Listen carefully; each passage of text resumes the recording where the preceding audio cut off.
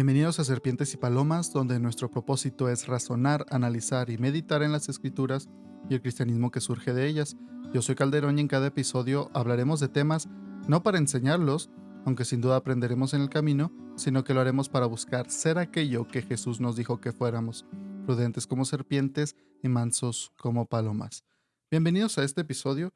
El día de hoy quería platicar algo que he traído bastante en mente, es algo que he estado pensando y son de esas veces que te llega un pensamiento y pasan los días y te acuerdas de versículos, te acuerdas de experiencias en tu propia vida y quería compartirles un poco de esto que he traído en mente.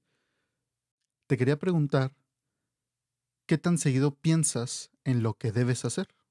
En lo que sí debes hacer. Creo que como cristianos constantemente pensamos en lo que no debemos hacer y a veces se llega a hacer mucho énfasis tanto en mensajes que leemos, incluso lo que nosotros mismos nos decimos de, no, yo no puedo hacer eso, es que yo como cristiano no debo hacer eso, y no tiene nada de malo, es parte del cristianismo saber qué hacer y qué no hacer.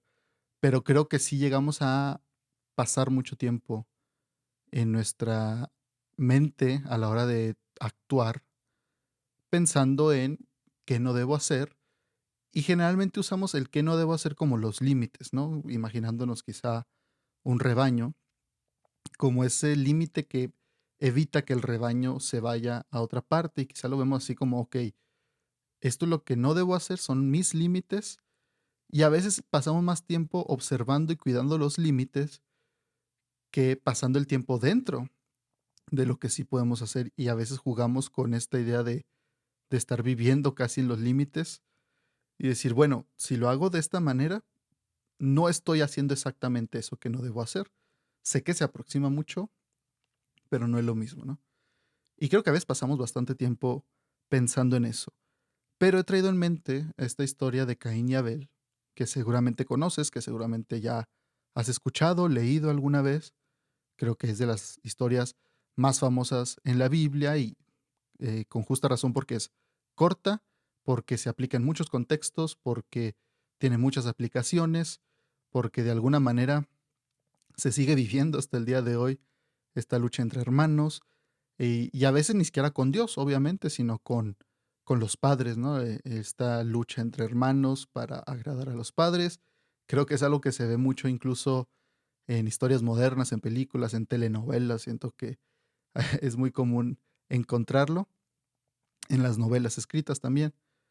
Pero sí, es una historia que se conoce mucho, tanto así que es raro encontrar gente que se llame Caín. ¿Por qué? Porque tiene una connotación negativa. Me parece que yo ni siquiera he conocido a alguien que se llame Caín, pero sí me ha tocado escuchar alguna vez que alguien dijera, yo sí conocí a un Caín.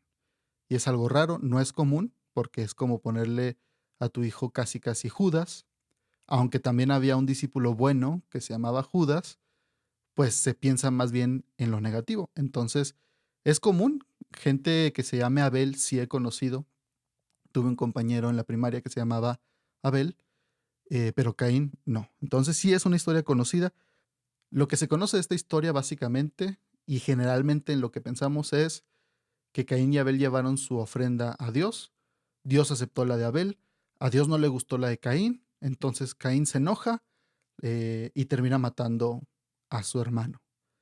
Y a veces cuando se cuenta de una manera tan sencilla, tan simple, pues se puede pensar incluso, pues qué mala onda Dios, ¿no? Porque no simplemente aceptó también lo de Caín, pobre Caín, se esforzó, hizo lo que pudo, ¿por qué no lo aceptó?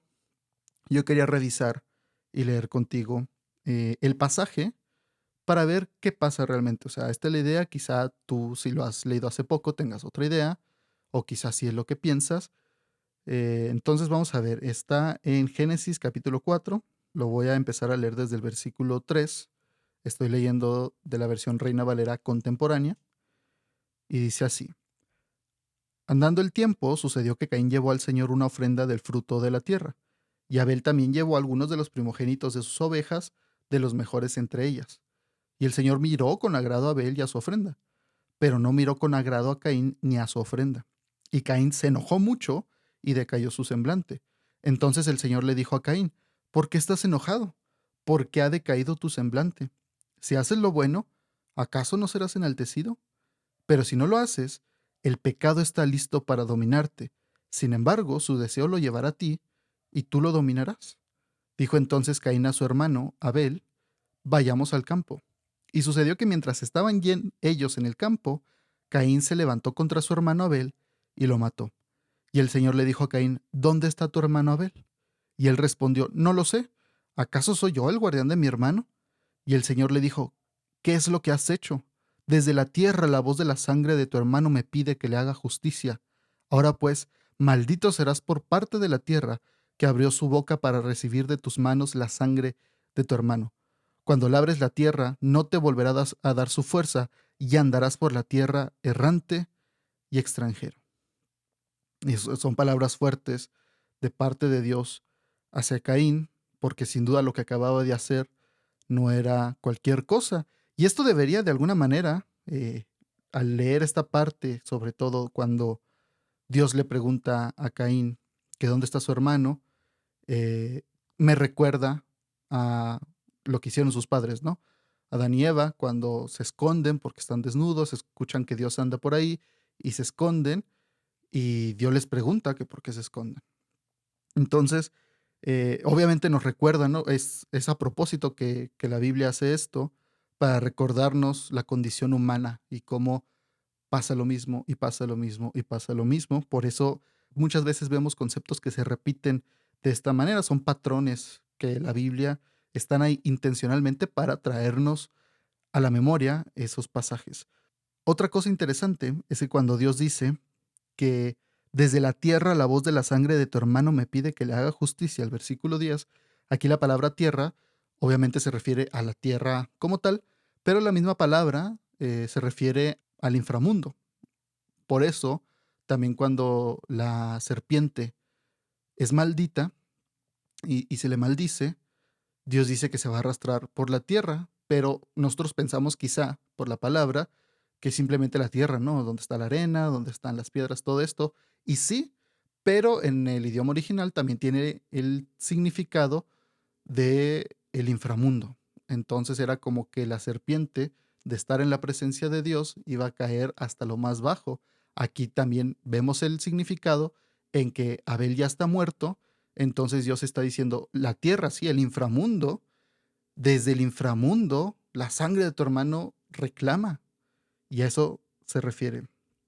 O bueno, también eso tiene que ver ahí, a eso se refiere la palabra tierra. No solamente como que, si aquí lo mataste y ahí está la sangre tirada, ¿no? Es el significado que se le da. Y entonces lo que yo quería hacer énfasis el día de hoy es en la parte donde Dios dialoga con Caín. Si vemos lo que yo les decía, el esquema simplificado de la historia de Caín y Abel, es que llevan los dos su ofrenda, Dios le gusta una y otra no, Caín se enoja y mata a Abel. Pero en medio de eso, y algo que se pasa por alto, es las palabras de Dios con Caín. Dios le dice a Caín, Caín, ¿por qué estás enojado? ¿Por qué ha decaído tu semblante? ¿Por qué estás agüitado, diríamos, en el norte de México? Si haces lo bueno, ¿acaso no serás enaltecido? Pero si no lo haces, Caín, el pecado está listo para dominarte. En otras traducciones dice para devorarte, es decir, esta imagen de que el pecado es como un animal buscando acabarte, una criatura, ni siquiera diría un animal, una criatura, un ser que está observándote, cazándote, para en el mejor momento, que sería el peor para ti, atacarte y hacerte caer. Así es como pinta la Biblia el pecado, no es como un error nada más, ¿no? Aquí se le pinta de esta manera. Sin embargo, dice Dios, su deseo lo llevará a ti y tú lo dominarás, es decir, tú puedes con él, Caín. No te decaigas al punto de pensar que no hay nada más que hacer. Dios trata de animar a Caín diciéndole, Caín, está bien, no hiciste las cosas bien en este momento. Se da a entender, y siempre se ha entendido, que ellos sabían cómo llevar una ofrenda, que ellos sabían qué se le debía presentar a Dios, y eso era lo que llevó a Abel. Y Caín quizá dijo, oye Señor, yo me quiero presentar con esto, fíjate, no es lo que tú me pediste, no es lo que tú pides, pero esto es lo que a mí me parece que te puede gustar también y yo creo que deberías aceptarlo. Ese es el enojo de Caín. que Dios no aceptó aquello que él pensó que debía aceptar. Y esto nos deja una enseñanza muy importante. Hay mucha gente que se quiere acercar a Dios y se quiere acercar a Dios bajo sus términos, los términos de la persona. Sin embargo, debemos acercarnos a Dios bajo los términos que ha puesto Dios. No puedo decir yo, pues yo me quiero acercar a Dios y quiero tener una relación con Él, pero yo decido qué hago y qué no hago. Yo decido en qué obedezco y en qué no obedezco. ¿Por qué? Pues porque es lo que yo quiero y yo creo que Dios, si se lo entrego con mucha honestidad y con mucho amor, Dios debe aceptarlo, ¿no? Porque pues Él es bueno y Él me ama, entonces Él debería aceptar lo que yo le quiero dar, porque Él debe ver mi intención, mi corazón. Y aunque en parte es verdad eso, y ese es el peligro de las mentiras como esta, es que tienen parte de verdad, pero una verdad a medias no hace una verdad completa. Entonces, una verdad a medias es una mentira. Y este es el problema de estas mentiras, que contienen algo de verdad lo suficiente para hacer sonar que algo tiene lógica o sentido. Pero la Biblia es muy clara y nos dice, y aquí lo vemos, que debemos acercarnos a Dios como Él ha dispuesto que nos acerquemos. Hay gente que dice, pues tú busca a Dios de tu manera, al cabo todas las religiones llevan a Dios, o todos los caminos llevan a Dios, lo importante es que tú lo hagas con una buena actitud, que tú lo hagas de buena manera, y Dios seguramente como es todo amor y tú eres su creación, te va a amar y lo va a aceptar. Y no es así. Bíblicamente, si creemos lo que dice la Biblia, y quizá a algunos les incomode, a algunos no les guste tanto, pero bíblicamente tenemos que reconocer que Dios ha puesto el camino, ha hecho un camino para que nos acerquemos a Él. Por eso el cristianismo sí es muy exclusivo cuando Jesús dice, yo soy el camino, la verdad y la vida. Nadie viene al Padre si no es a través de mí. Al decir Él eso, está negando todos aquellos otros caminos que quiere inventarse la gente. Está diciendo, no hay otro camino, es a través de mí. Como digo, quizá nos incomode, quizá no nos guste, pero es lo que dice la Biblia. Y aquí es lo que le pasa a Caín. Caín quiere llegar a su manera, con lo que él quiere dar, y espera que Dios lo acepte, y al no hacer lo que hace, se enoja. Pero ¿cuál es la respuesta de Dios? La respuesta de Dios no es castigarlo y decirle, no, Caín, aléjate de mí, ya no te quiero volver a ver, porque estás haciendo las cosas mal y yo te dije que era de esta manera. No, Dios sí es comprensible, sí es comprensivo, perdón, sí entiende a Caín y quiere tener una relación con él y quiere tener armonía con él. Por eso le dice, Caín, estás triste, estás enojado, yo sé, pero tú sabes que si haces las cosas de la manera correcta, vamos a poder estar bien tú y yo. Pero le dice, ten mucho cuidado, Caín, porque tú estás en un lugar, en una postura, en una posición en la que tú decides qué vas a hacer. ¿Regresas y haces las cosas bien o te vas a tu casa enojado y nos separamos? Y Dios le da la advertencia y le dice, ten mucho cuidado con el pecado porque está al acecho y quiere devorarte, Caín, pero tú puedes con él. El pecado llegará a ti, buscará actuar sobre ti, pero tú lo dominarás. Pero ¿qué pasa? Aquí hay un salto de tiempo. Obviamente el versículo 7 a 8 no es como que apenas Caín escuchó esto y fue a hacerlo, sino que se entiende que hay un salto del tiempo en la historia y entonces ya está Caín con Abel y vemos que ha decidido, vemos que el pecado lo destruye, vemos que lo domina, vemos que Caín sucumbió al pecado. ¿Y esto qué costó? Costó una vida. Y ahí están las consecuencias del pecado, no son cualquier cosa. Dios quizá dijo, está acechando y quiere destruir, y le destruyó la vida a Caín y le destruyó la vida a Abel. Entonces pasa esto, eh, Caín es maldecido por Dios, y Caín le dice al Señor, Señor, este castigo es muy grande para poder soportarlo. Tú me echas hoy de la tierra, tendré que esconderme de tu presencia, errante y extranjero andaré por la tierra, y sucederá que cualquiera que me encuentre me matará, porque se va a saber lo que hice, sabrán lo que hice en contra de mi hermano y en desobediencia a ti. ¿Y cuál es la respuesta de Dios? La respuesta de Dios no es, pues sí, correctamente te van a matar, y eso es lo que debiste haber pensado antes. No, la respuesta de Dios es ponerle una señal a Caín para que cualquiera que lo encontrara no lo matara. Y entonces Caín se va. Entonces, incluso en ese momento, Dios sigue siendo bueno a pesar de que Caín hizo algo malo. Y aquí vemos la providencia de Dios, aquí vemos el que Dios puede hacer algo bueno incluso para alguien que se ha alejado de él, porque Dios es bueno. Y esto hay que tenerlo muy presente. Dios llega a hacer cosas buenas para gente que incluso no lo sigue, no cree en él o que se aleja de él, pero no es porque la persona se lo merezca y no es una validación del estado de la persona. Dios lo hace porque Él es bueno y eso hay que tenerlo muy en cuenta. Entonces, a esto voy. Caín sabía que no debía hacer, pero Dios le dice muy claramente, si haces lo bueno, ¿acaso no serás enaltecido, Caín? En vez de enfocarse en lo que no debía hacer, Dios le dijo, Caín, haz lo bueno, haz lo correcto, haz lo que tú sabes que está bien. No se puso a decirle simplemente, Caín, no hagas esto, no lo vayas a matar, Caín, no pienses en matarlo, no lo hagas, Caín. La opción de Dios es, mejor haz lo bueno.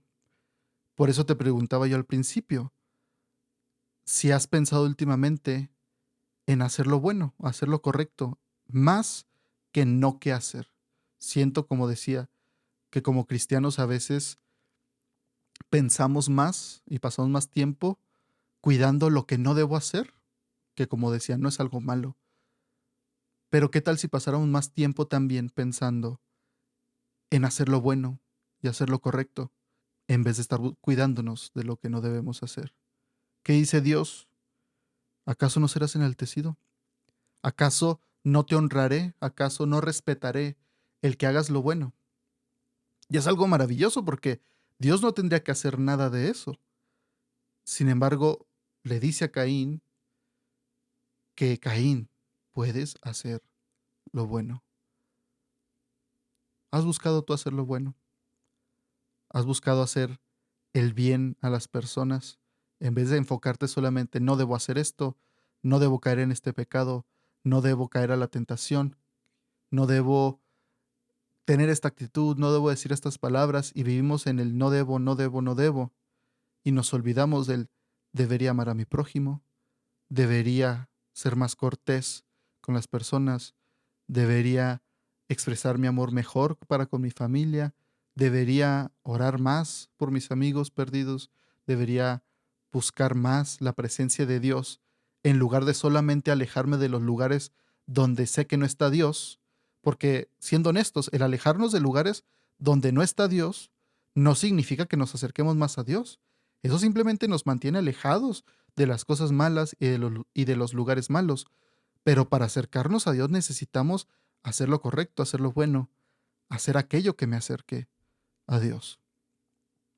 Hay que pensarlo, hay que meditarlo, hay que tenerlo en cuenta. Cuando tengamos frente a nosotros, como dice la Biblia, las buenas obras para hacerlas, que podamos estar presentes en el momento para decir, voy a hacerlo, y no solamente preocupados por no hacer aquello que es malo. Muchas gracias por escuchar este episodio. No olvides suscribirte al podcast en tu plataforma favorita y recuerda que puedes encontrarnos en Facebook, Instagram y YouTube, donde subimos más contenido que nos lleva a razonar, analizar y meditar en las cosas de Dios. Espero que estés bien. Dios te bendiga.